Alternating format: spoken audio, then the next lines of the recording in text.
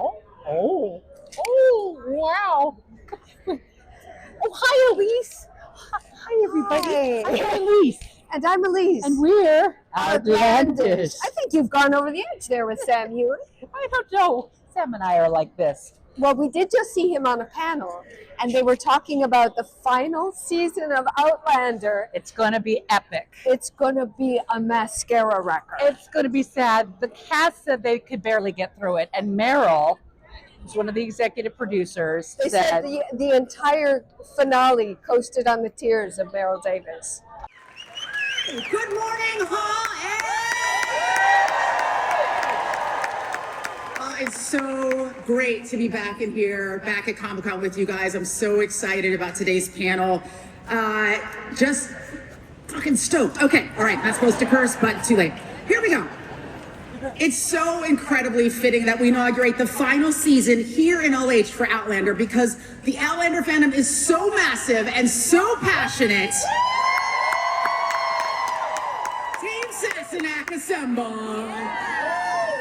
This show has been such an incredible ride, from Scotland to France to the United States. Well, it wasn't the United States when they got there. To America, across oceans of both space and time. Outlander has taken us on a journey of love, commitment, passion, self-sacrifice, and extraordinary adventure, both of the body and of the heart. And now, as that journey hoists its final sail, we are here with the people who have carried us through every battle, every voyage, and every dramatic thrust of the blade and the hips. To look back and forward to the 8th and final season of Outlander. Give it up. Before we get started, a little bit of quick business. We're really bummed about this, but Katrina Balfe could not be here with us today. She's in production on a new project, super excited for her, but she did send us a message. So let's take a look at that now. Hello, Hall H. How is everybody? I am so sorry that I'm not there with you. I really wish I could be, but unfortunately I'm filming something at the moment and the schedule just wouldn't allow it. So I offer my sincerest apologies, but I know that you're in very capable hands with Sam and Sophie and Richard and Meryl and Matt. And so I'm sending you all love. We have shared many a good time in this hall together. I seem to recall vaguely some drinking, some dancing. I think there was some sword dancing, maybe some Irish dancing. There's been so many amazing memories, but it's not done yet. And I'm so excited for, you know, the final part of this journey that we've all been on together for 8 seasons, 12 years, which has meant so much to all of us. So I know I'll see you in the coming months before the show airs, and I'll be looking forward to seeing you all in person. But for today, have the greatest day, and I'm so sorry again I'm not there.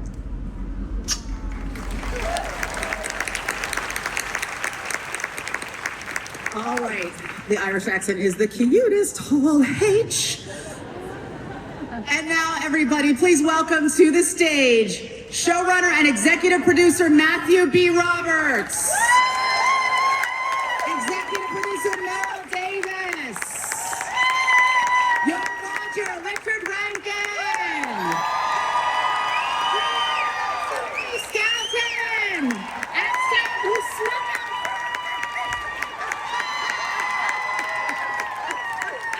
I was going to give you a big James Alexander, Malcolm Mackenzie Fraser himself, Sam Heughan.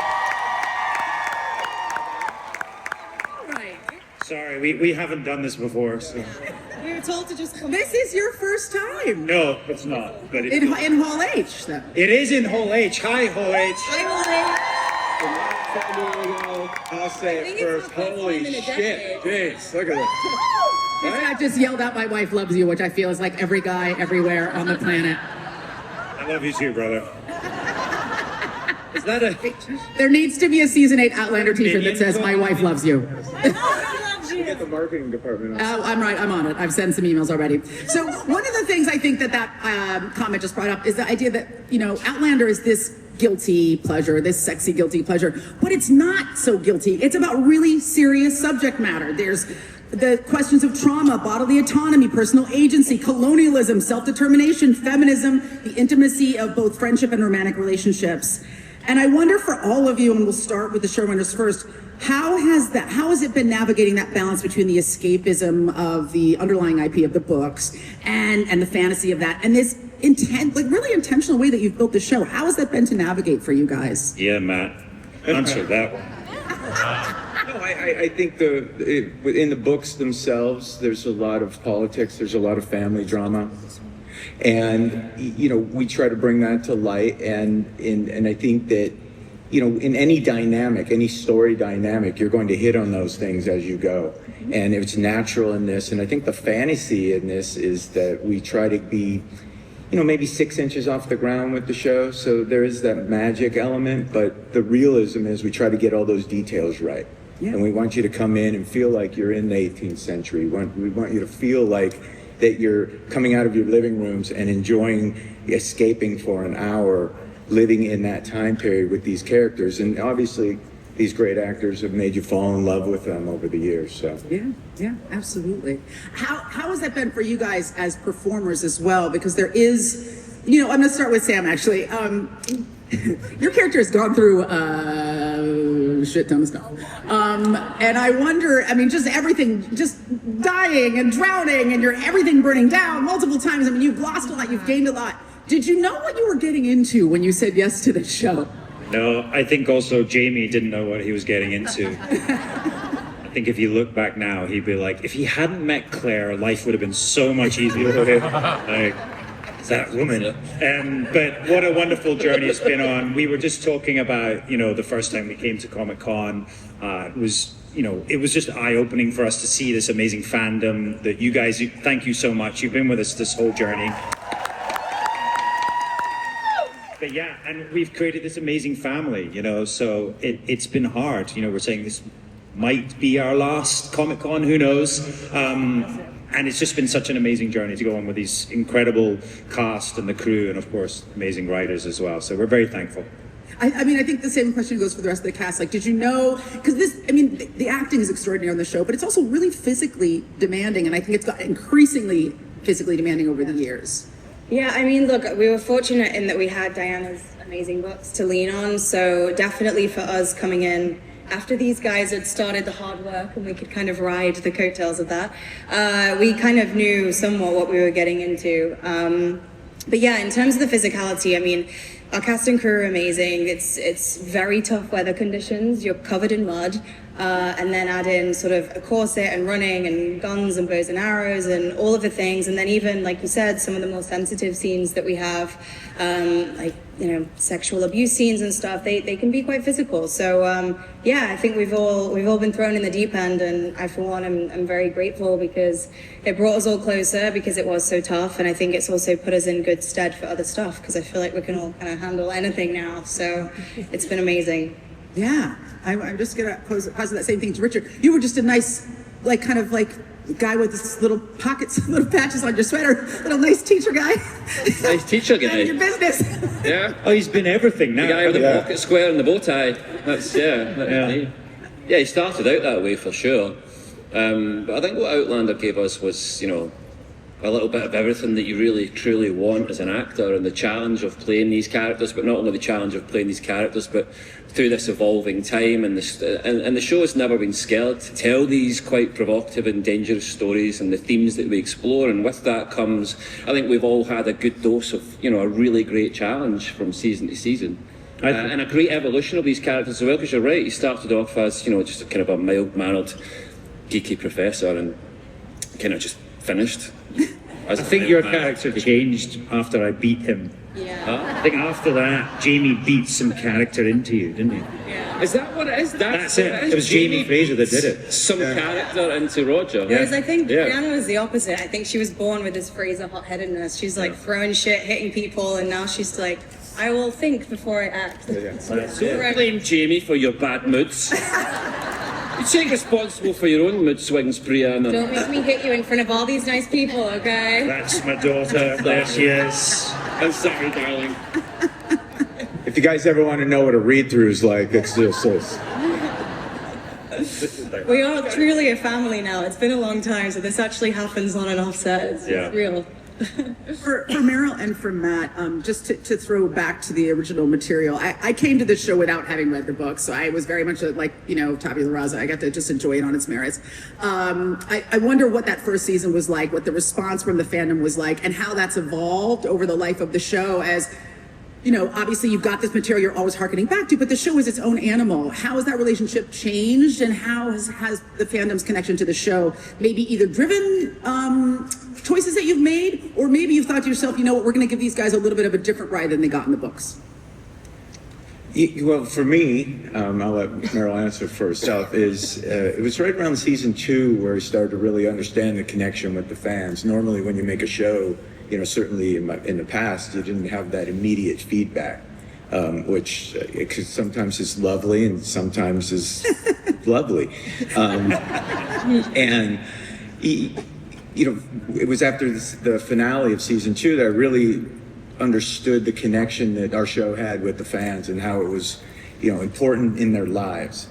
And that's when you start, for me as a showrunner, starting to look at what's important, not necessarily what I like all the time, is what the show needs. Mm-hmm. And I think that's a really big, it was a really big deciding factor on how the show got crafted. Is I might think something, I don't necessarily like that moment, but it really needs to be in the show. And I think once everybody, when we're in post and when we talk about it, I listen to everybody and their opinions, and it really matters. And then the fans, we're not going to be able to get every single fan's favorite moment from those books. They're just too vast. So we try to do our best. And I think, for the most part, we're here, season 8, we did pretty good. I love the little Easter eggs you would litter the show with. One of my favorites being Stephen Bonnet's balls on the shelf. Yeah, I have them in my office if you ever want to see. You have Stephen Bonnet's balls in your office? Oh, good. It's a good thing. I set them there when I have meetings just to remind people. This is what can happen. That's sad if you don't behave. Yeah. Act better.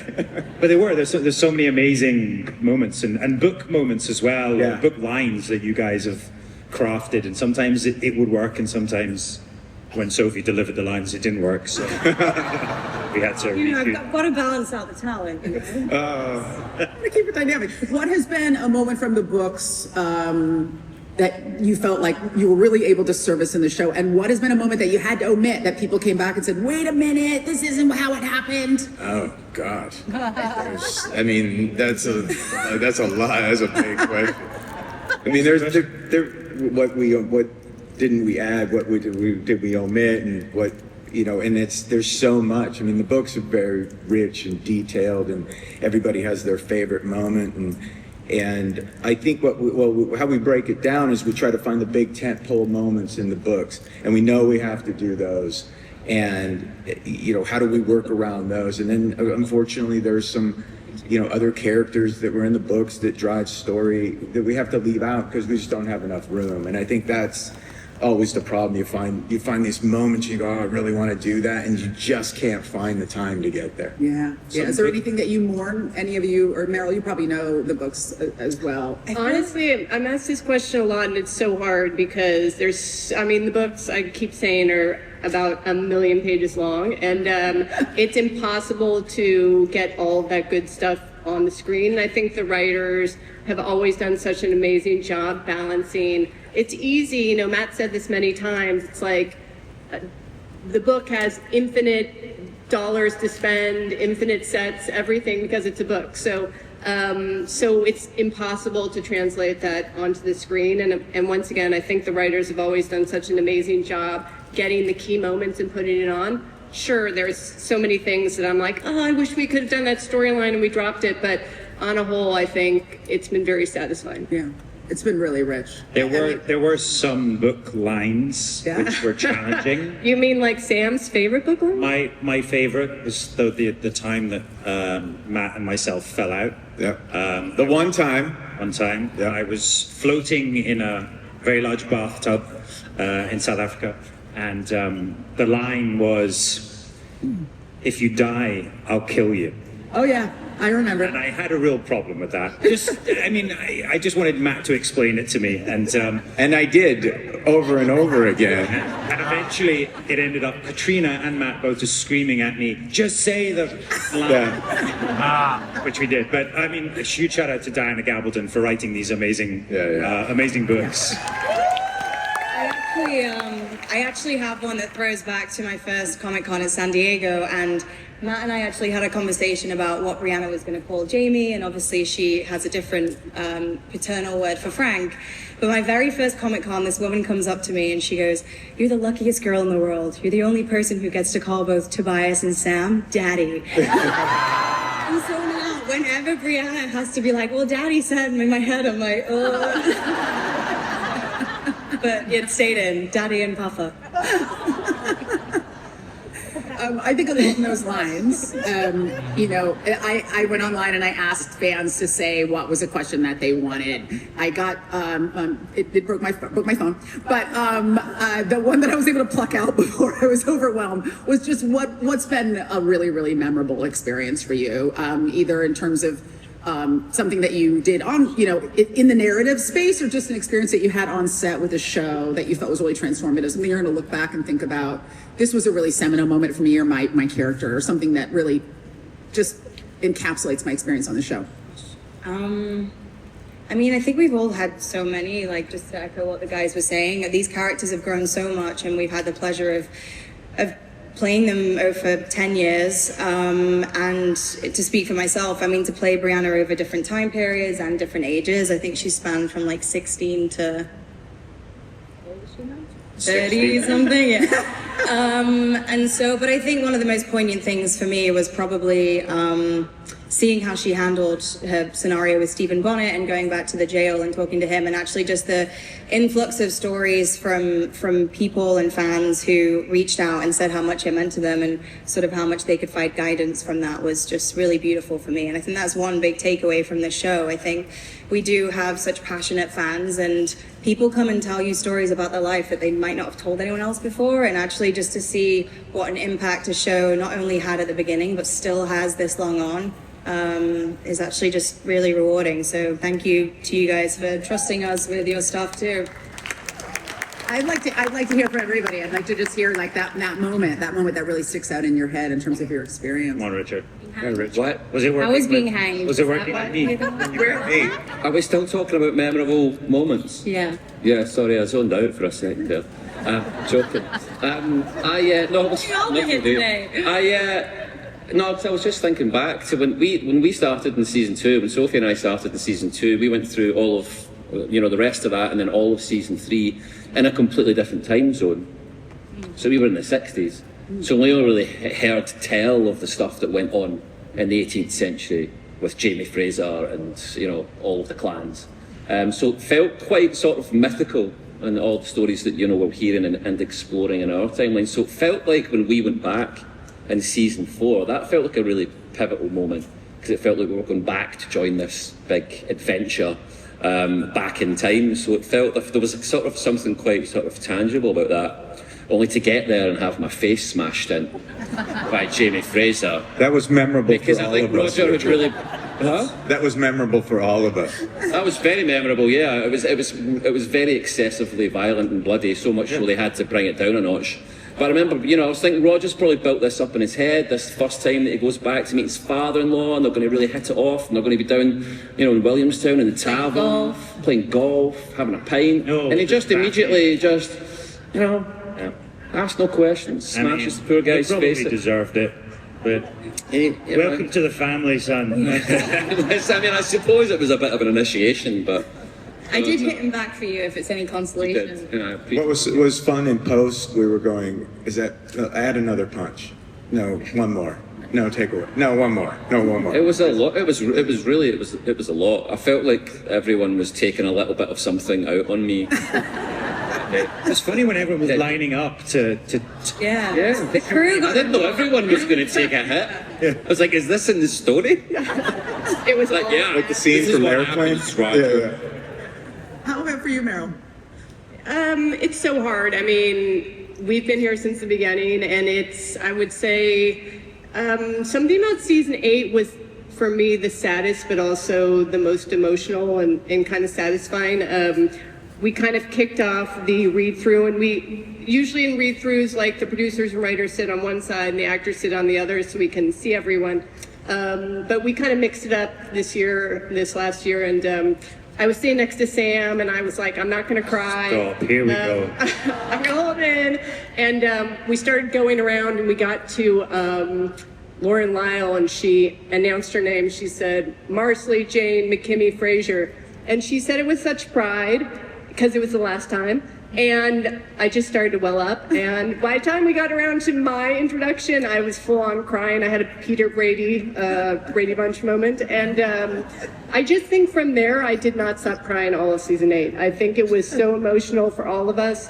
We've all been through so much together. We've had kids, gotten married. There have been so many life moments. And Richard and I were talking about this last night. It's been a career and personal defining moment for all of us. So I think this last season was it was bittersweet, but it was also the most memorable. Yeah. How about you, man? I'm going to save you from this. I think for me, I think we're lucky, all of us, is that, you watch an episode of Outlander, and for all of us up here, it's kind of like a home movie, because we see the scenes, but then we remember, I remember what we were doing. I remember the rainstorm we had to stand in, or I remember, driving into the Highlands to do that, or the moments, or, being in a tank, me yelling at him, please just say the line, Sam, please just say the line. And it's just like, we have 100 hours of home movies and that's what's memorable to me. We can always turn it on and remember what we did together. Matt is very patient with actors, and he always likes to give them a moment to sort of, to explore the process, because he's aware that every actor's very different. And just another story in season 2, you probably remember this. Sophie and I had not long started, and there's a scene where we're filming in the car by Loch Katrine. And they'd already started rolling, they'd already started turning over, action. Which we didn't know. But we hadn't heard it. So Sophie and I were in this really in-depth conversation about whether or not dead bodies float. Right? And we were having a proper debate about it, and you can see Matt through the windshield, and he's kind of standing. He's like, I think this is just what how they do it. And for the longest time, like 5 minutes, cameras just rolling on us, and we were just talking absolute nonsense. I don't think we ever really resolved it, but Matt was so patiently waiting just to get to the scene. It was like, I think he thought we were trying to get in character. Yeah. But for context, we were by a loch, and we were like, I wonder how many dead bodies are in there. Pissing the rain, What was the conclusion? We didn't actually get to it, so if anyone has an answer, Dead bodies then, float. Oh, no. But then we just And hear Matt nothing yell, has changed since, by the way. Yeah. Yeah. That was actually a really fun day of driving in the snow and picnics and rain, and we were doing you weren't there. I know, yeah. Basically. Speaking of driving, Sophie, how's that going? Why are you looking at me? Richard was We don't have to talk notoriously about the worst driver on the show, right? The best driver on the show. Yeah, remember we were filming a scene, and it was dead quiet, and Richard took the car about 200 yards away, and A very old car. We have to give proper context. It's a very, very Double old clutch. double clutch, 1960s it Cortina. was, sorry, yes. Difficult to We drive. were in the 60s. Sophie and Katrina and Meryl and I were, they were ready, waiting, and we called action, and it's dead silent. We're out in the middle of nowhere. We hear,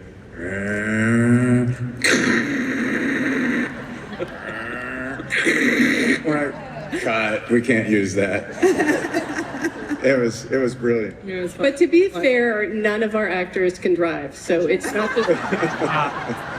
I think what Sam was referring to is last season I again was in an old car and I hit some black ice and nearly destroyed Lalaroch. Ooh. Yes. Yeah. The home Yeah. of Jamie Oh, I don't think Fraser. you knew about that. Yeah. Oh, wow. Yeah. But I got that, but it was spinning out. It was Yeah, like, you cool, guys cool. were almost about to have to rebuild it. So Wow. yeah. I mean, to Was be, it like, don't tell Matt, don't tell Matt? don't tell Matt. To be Yeah. fair, go back to the 1700s. Ever tried riding a cart? Yes. Those things are pretty he difficult. Did you crash a cart? You Do you crashed know? one? No, I'm No, good. you did. I'm good with the What was car it, driving. was it JB? John Bell.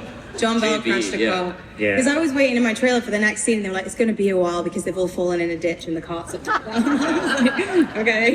He crashed a car into a fallen tree and, upturned the cart. I bailed long before that. I saw it happening and I was like, yeah, I'm getting out now. So if anyone needs a personal driver, you know where to find us, because clearly... I think one of the Browns boys also flipped a car as well. Yeah, see, this is where Diana has it easy. She says, brown boy drives a cart, and then it just happens. See, we have, yeah. Time travel is tough, you guys. It's hard. What about you? What's been your most... It's really hard because there's so many seminal moments from the show, and I think, you know, coming back, as Matt said, season 2 was kind of amazing. So like, oh, right, actually, we're doing this. This is successful. But I think it's, as Matt said, you know, those moments, and Outlander's always traveling. We're always in these amazing locations, and so those moments, we're talking about South Africa, you know, all being together. Oh, you went to South Africa? Yeah, we did. It was We really never fun. hear about it. You never mention it. Was it sunny and you were on the beach drinking wine?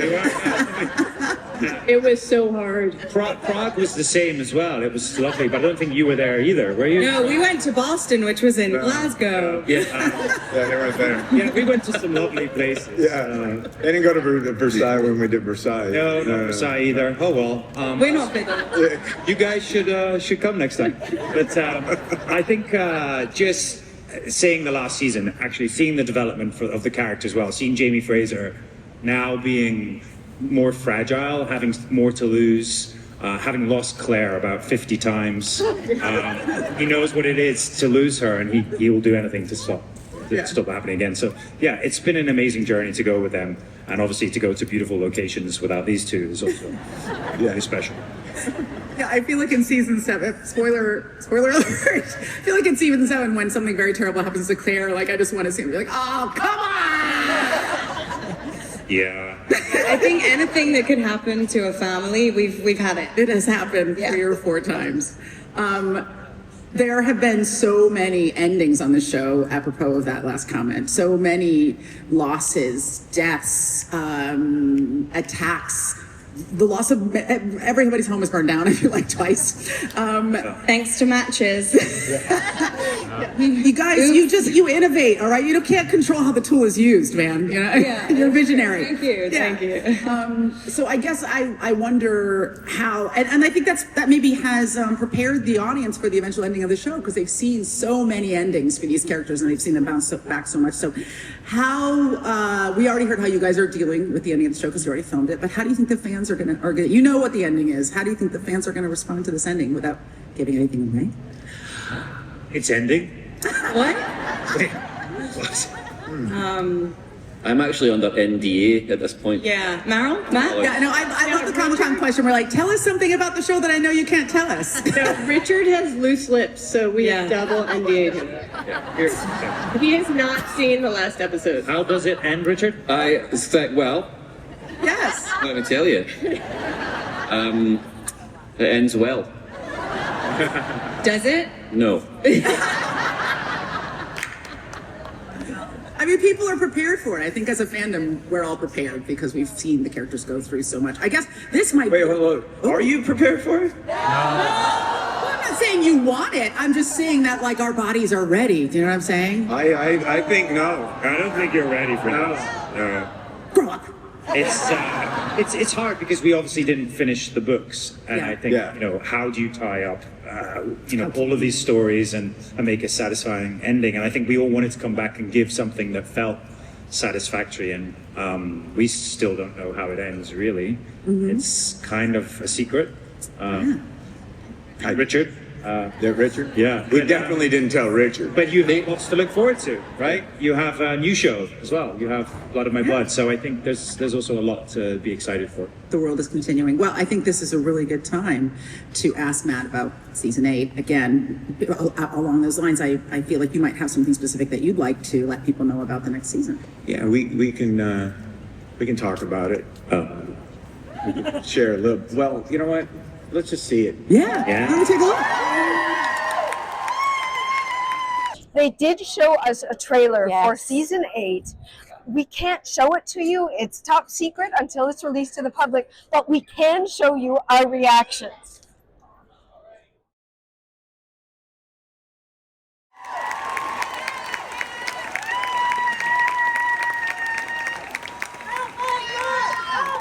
I don't remember filming the running backwards bit. Like, we were quite good at that. No, I don't think I'm ready, actually. I don't think I'm ready either. All right, so I mean, that was exciting and really energizing. And I think, is there anything else that you'd like to tell us specifically about what fans can expect from this season? Again, I know that this is the pure Comic-Con question. What can you tell us about the season? I can tell you nothing. I should stop asking. But what can you tell us, even just maybe emotionally, or you know what? Let me rephrase it. How do you top the previous 7 seasons? How do you outdo the scope and the intensity and the drama? You guys have over-delivered every season, and I just watched everything again. And so you're really struck when you watch it all together. How much has gone down for these characters? How do you top that?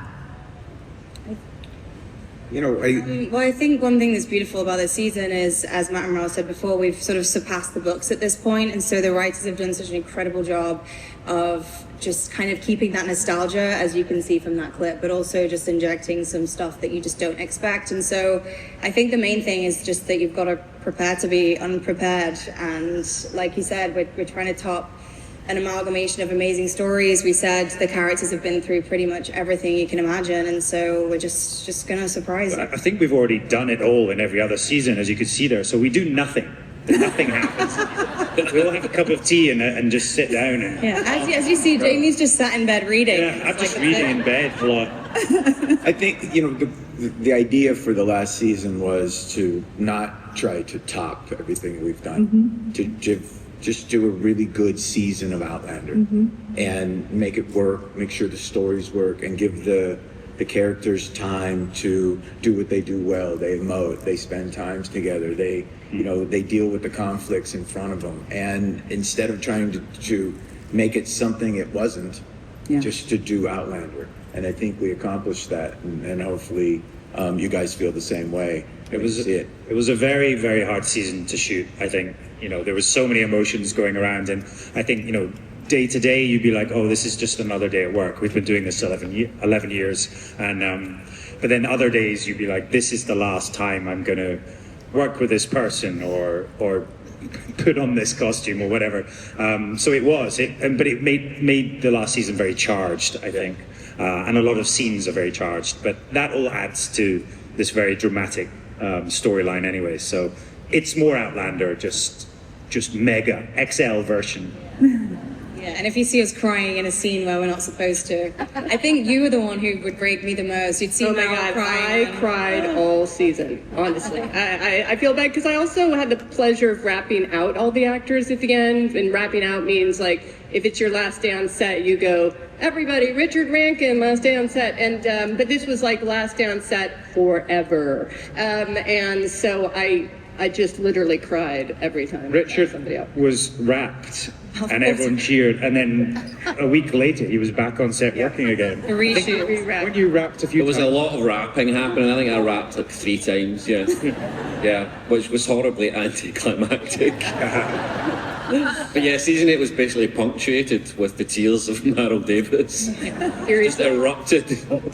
But I will say, as a fan, I think I have seen the last episode, and I feel like no matter what happens, we're all sad it's over. So that will never go away. But I, as a fan, was very satisfied. Yeah, I mean, I think, again, like having watched the show, when it first came out and then rewatching everything, the one thing you guys really over-deliver on is emotion. You know what I mean? It's always super emotionally sad. I mean, I just turn into like an old black lady at church. I'm like, no, Jamie, don't do it! No! I'd like to watch with your narrative. Just put a camera on you watching out. I'm like, she loves you, man. She thought she was dead. Everybody says. She did what she had to do, Jamie. Come on. You didn't what? Do you have Gogglebox in the US? No. It's basically where you film people watching a TV show, and you would be amazing on it. Yeah, I'm happy to do an Outlander rewatch where I just scream at the show the whole time. You and Meryl and the tears of Meryl Davis on the side. Seriously. For the Scots, and actually also for the non-Scots, this was something that I thought was really interesting. How much did you know about Highlander culture? I mean, growing up in Scotland, and then, I mean, obviously for the Americans, we barely know what's going on here. So, Look how confused they look right now. no idea. What? But yeah, how much did you know about Highlander culture, about Scottish culture when you joined the show? And what was there something about recreating that world that surprised you or delighted you or informed your own like modern Scottish experience? Oh yeah, we knew everything. It was funny actually, because I'm part Scottish too, but I remember when we were doing season 2, and even when we went to Loch Katrina, I was like, oh, I've been here before, because every year as a kid I would go to Scotland for the summer. And Richard was like, I think you've seen more of my own country than I have. So, but I feel like when we had the scenes where we did the fair, what's it called?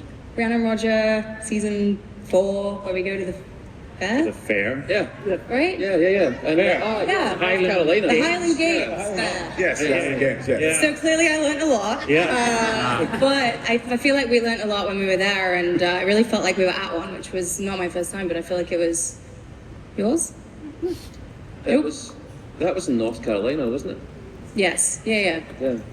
I think what's been amazing has been learning about history,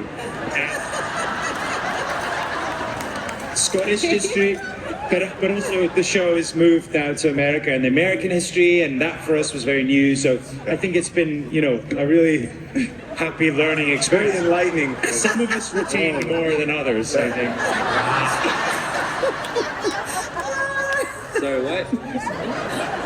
Is this water or? I know loads about Scottish history. I'm your guy. You know what it's called. You've been putting on that accent for about 10 years now.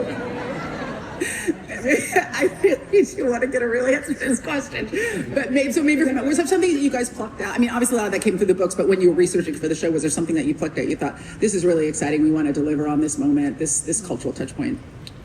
I mean, I'm going to just say, like, Culloden is such a huge pivotal moment for Jamie and Claire but all the Highlanders. Obviously, it's the end of this kind of culture, this Highland culture.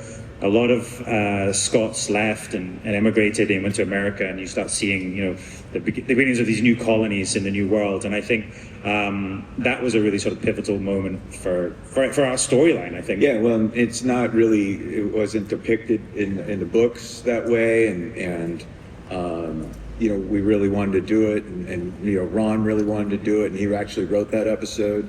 So I think digging into it, we need to show it, I think, and that was the decision. It was the right decision to show Jamie and Blackjack finally end it. Yeah. It's really cool too. Yeah. Rather than just hear about it later. Yeah. So. Yeah. I will also say, I mean, I'm not Scottish. I kind of wish I was right now. But I think that introducing the Gaelic language again, or reintroducing a language that maybe is not spoken as much, I think is something that we're really proud of. That I don't know if it's coming back, but it was great to actually show that in the show and have those moments. I think that's something that I was not as aware of, the heritage and the language, and so I think those kind of little details, I think, are something we love to show. Yeah, did any of you speak any Gaelic before you did the show? Oh, fluent. Yeah. Yeah, totally. Yeah. We were speaking it actually backstage right before this. Yeah. We had certainly in the early seasons we had large scenes of Gaelic, and some of us were more dedicated students than others. And for McTavish having big idiot boards, we call them, written, and Duncan Lacroix just made up his Gaelic, and literally just gobbledygook. It was very funny, but no, again, like, brilliant, because that's their first, well, certainly Jamie Fraser's first language. So there were little mannerisms that we tried to keep, and then obviously that progresses as they move to America and changes them. But yeah, at the heart, Jamie Fraser is definitely still a Scotsman at heart. Yeah. Oh God, I just want to ask you guys so many questions about season 8, but I don't get to do it. I just don't get to do it. I want to know if they go back to Scotland. Okay, never mind.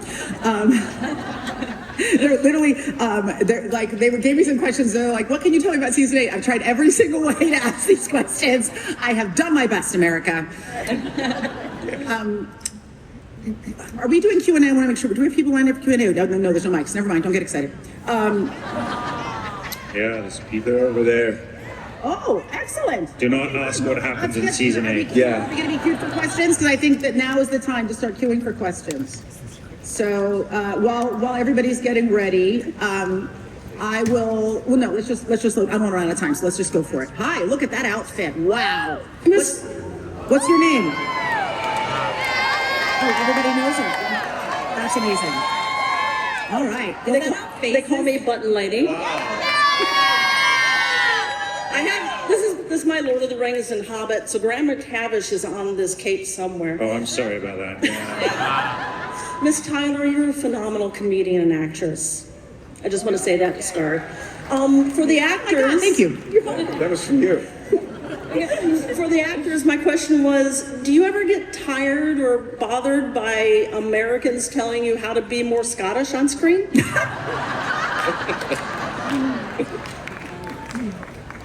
Love it. I think it's amazing because I obviously over the years being a Scotsman, and you see Americans and Canadians coming to Scotland, and they're like, I'm Scotch, and they're like, well, are you really? But then I was thinking about it, I'm like, of course they are. You know, only a generation or two ago, these people, their great grandparents, whatever, left. And I think there is like this inherited feeling, that we've talked about, dulchas, the Gaelic word for like the feeling of belonging to the land. And I think that's what you guys have when you come to Scotland. It's like something very familiar, and you can't place it, but it's a connection to the land and to the people. And I think it's a memory that's maybe passed down through generations. Roger doesn't need to be told to be more Scottish. He's perfectly Scottish, as he just established. Richard, I called you Roger. Oh my God, that's a director. When directors calling actors their character names, I'm the worst. Richard, thank you. Sorry about that. Okay, next question. Hi, Matt, Sam, Sophie, Richard, Hi. Marilyn, Aisha. Hi. My name is Brittany, and my question is for Sam. One of the most emotionally impactful episodes of any series I've ever seen is season 2's Faith, where Claire and Jamie lose their first daughter. Even though you weren't in the scene where Claire sings to baby Faith, my question is, what did you go through emotionally, personally, as Sam Heughan when you saw the episode for the first time, especially since Jamie's duel was a contributing factor?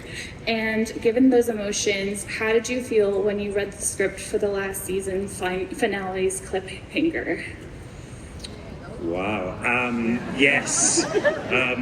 Well, firstly, an amazing performance by Katrina in season 2. Yeah. And the loss of faith. Wonderful, really amazing, very heightened. And obviously, Jamie's in prison. He's gone to duel blackjack. But yes, I don't know if has anyone seen the end of season 7? I mean, yes. There's perhaps a song there that then gives us the jumping off point for season 8. So we're going to explore that. The faith of it all, perhaps. It's really intriguing, and I think for Jamie and Claire, it's mind-blowing, and their world is about to change very differently. So, yeah, and for me personally as well, it was. Look, you got a little bit about season 8. There you go. It's so exciting. Talking around, spoilers. Crumbs. Okay, go ahead. My name is Margaret Teichert, and I'm such a fan of the books initially. And Aisha, you're an amazing moderator for this panel, because I had to rewrite my question like 3 times. You asked all the great things, and I so appreciate it. Thank you. The show has really kind of highlighted Scottish culture in a way to Americans. Like, by example, I had never even heard of the Battle of Culloden, and it was just stunning. And I know so many people in my circles have decided to go to Scotland because of this. And I love Men in Kilts, by the way. Thank you. And I wondered if you could talk about how it has impacted like your own Scottishness. Like, for those of you, and I know you've asked this sort of, Aisha, and if there's a way that you feel more deeply connected to Scotland because of the show. Yes, I think we've been very fortunate, haven't we, like filming all over Scotland and seeing amazing locations. And I think, I mean, the question for you guys is like, what would be your favorite location you've been on? I mean, I honestly think Kenlochranach, where we are near the Stones, there is just, as Sam said before, there's something about Scotland where you just feel like you belong to the land, and it does feel like one, and it's very welcoming in that way, despite its sort of it's rough weather, I suppose. Words are escaping me. But actually, yeah, Kenlochranach, where the stones are, is just incredible, and there's this incredible stillness on the land. Yeah. You can really feel the history through your feet and through the soil, and it really helps with performances and just with connecting to everyone who has been there or fallen there, and you really do feel the years and years span through that, and so that's a really special place, I think, not just because of what we filmed there, but because of how it feels. Some of the like castles we've shot in, or Kouros, you know, the village. It's like you don't have to do any acting because it's all there. There's so much history and weight of, you know, people that have gone before us. But we're very lucky because Scotland really has like so much to offer in terms of locations. Sometimes you just don't know what's on your own doorstep. Yeah. And Outlander absolutely opened my eyes to Scotland and some of the locations that we went to, because I don't think I'd really spent enough time or given enough of my time to Scotland before starting on it. And then, Kenlochranach, Loch Katrina, and some of the places that we went to in season 2 through 3 really, really opened my eyes, and I now spend a lot more time exploring my own country. It's beautiful.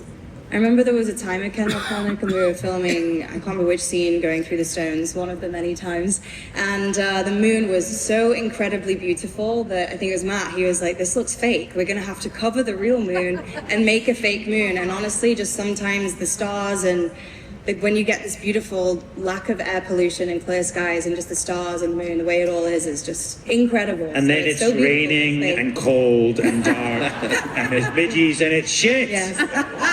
Yeah. So come to Scotland. Yeah. That's not on the brochure. Now you know why they drink so much whiskey there. Yeah. Or the storms and it'll break the stones in half, which did happen. Well, I hate to say this, and I'm so sorry, but we are about to run out of time, and I know, and we have a special treat for everybody, and I want to have enough time to deliver this special treat, other than the magical treat that you just experienced with this cast and there's a season 9. creators. I am personally agreeing with season 9. You're welcome. Yeah. So first, I want to say that, as you know, season 1 through 7 of Outlander are available right now to binge on Stars. I highly recommend to get your bodies ready for the 8th and final season, which will be coming in early 2026. Please put your hands together for our incredible group of creatives behind this show: Matt Roberts, Sam Heughan, Sarah Skelton, Richard Reagan, Meryl Davis. Give it up for them, everybody. Thank you so much for coming in. Yeah. Matt wants to say something. Matt wants to say something special. I just want to say thank you to all of you. You have made this possible. Really, we would still be on making season 1, and that would have been it. But thank you for your loyalty, your passion. It has meant everything to all of us. We wouldn't be sitting here without you, so we really do thank you. Yeah. Thank you, Isha, for an amazing cast.